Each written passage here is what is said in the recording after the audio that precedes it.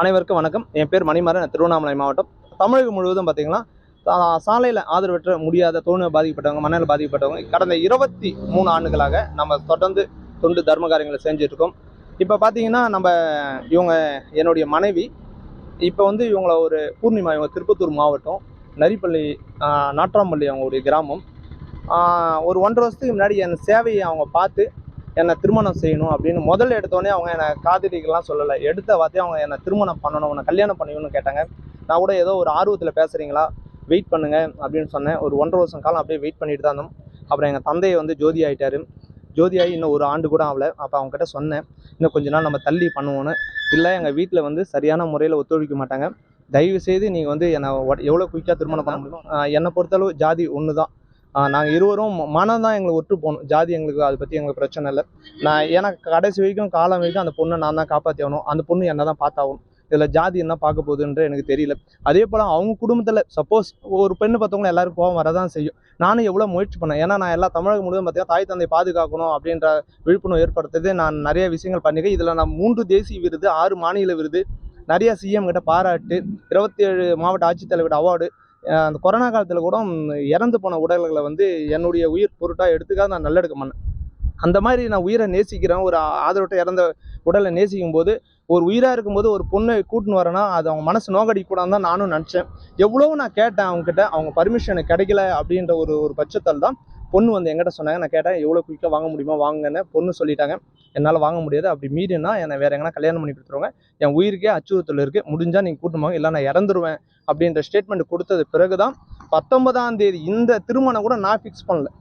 பொண்ணே கூப்பிட்டு எனக்கு ஃபிக்ஸ் பண்ணி, பொண்ணு தான் என்னை கூட்டின்னு நீ திருமணம் பண்ணியே ஆகணுன்றது முறையான இதில் கடலூர் மாவட்டத்தில் செல்வ விநாயகர் ஆலயத்தில் திருமணம் பண்ணி அரசு பத்திரப்பதிவு, முறையான சட்ட ரீதியான அரசு பதிவு பண்ணிவிட்டு, அதுக்கு பிறகு அவங்க வீட்டுக்கும் நாங்கள் தகவல் தெரிவிச்சிட்டேன். ஏன்னா ஒரு பொண்ணு வீட்டை விட்டு வராங்கன்னா அவர் தாய் தந்தையுடைய வலி வேதனை எனக்கும் தெரியும். சரி, அவங்களை தகவல் தெரிவிச்சணுன்ட்டு கூப்பிட்டு சொன்னேன். அவங்க சரியான ரெஸ்பான்ஸ் இல்லை, உங்களை வாழ விட மாட்டோம், கொஞ்சம் சில அந்த வார்த்தைகள் என்னால் சொல்ல முடியல, சில அத்துறுச்சல் இருக்குது. ஏன்னா நான் சமூக சேவனதால் எந்த டைமில் எங்கே போகணும் எனக்கு தெரியாது. நைட்டில் எனக்கு காலை வரும், 24 மணி நேரம் நான் சேவையிலே இருக்கிறதால எனக்கு உயிருக்கும் பாதுகாப்பு, என்னுடைய மனைவிக்கும் உயிருக்கு பாதுகாப்பு. அரசாங்கம் தான் சட்ட ரீதியாக எனக்கு பாதுகாப்பு கொடுக்கும். அதே போல் பார்த்தீங்கன்னா தமிழக முதல்வர் கையால் சிறந்த சீஃப் மினிஸ்டர் விருது வாங்கியிருக்கேன். சிறந்த சோசியல் ஒர்க், சிறந்த சமூக இந்தியா லெவலில் தேசிய விருது வாங்கியிருக்கேன். எனக்கு அரசு முழுக்க எனக்கு இதில் பாதுகாப்பும் கொடுக்கணுன்றது நான் பணிவான கோரிக்கை வச்சுக்கிறேன். அதே போல் பார்த்தீங்கன்னா அவங்களுடைய முழு சம்மதத்தை தான் நான் திருமணம் பண்ணேன். நீங்களும் அவங்ககிட்ட கேட்கலாம். உங்களை யார் அச்சுறுத்தல்?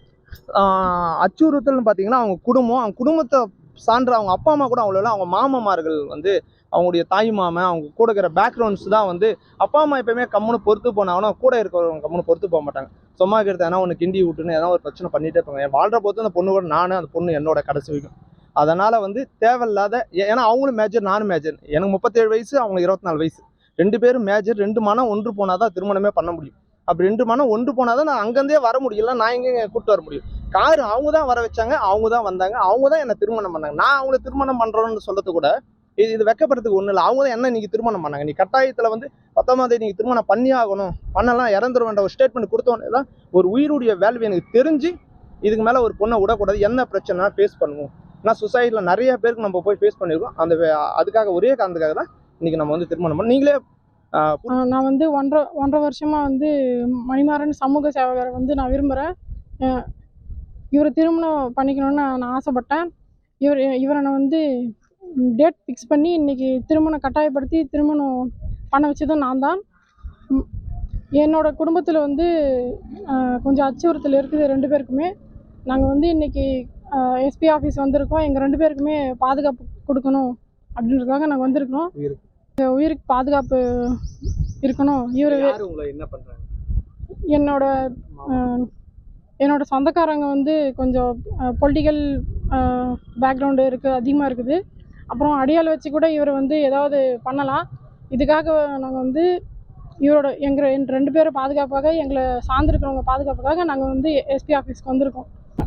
இவர் சமூக சேவகர்ன்றதுனால இவர் வெளியே போகிற காரணங்கள் நிறையா இருக்கும். அப்படி வெளியே போகும்போது இவருக்கு உயிருக்கு ஏதாவது ஆபத்து ஏற்பட்டாலோ, ஏதாவது சேதம் ஏற்பட்டாலோ அதுக்கு முழு பொறுப்பு எங்கள் குடும்பத்தை சேர்ந்தவங்கள தான் சேரும். அவங்க தான் பதில் தரணும். எங்களுக்கு உரிய பாதுகாப்பு வந்து தேடி நாங்கள் எஸ்பி ஆஃபீஸ் வந்திருக்கிறோம். என்னோட பெற்றோரோட சம்மதத்தை வந்து நாங்கள் கூடிய சீக்கிரம் வாங்கிடுவோம். இப்போ புரிஞ்சிக்கல இவரோட தன்மையை பற்றி ஒன்றும் என்னோட பெற்றோர் ஒன்றும் புரிஞ்சிக்கல. அவங்க புரிஞ்சுக்கிட்டாங்கன்னா இந்த மாதிரி சூழ்நிலை ஏற்பட்டிருக்காது. கூடிய சீக்கிரம் அவங்களோட ஆசீர்வாதம் நாங்கள் வாங்குவோம்.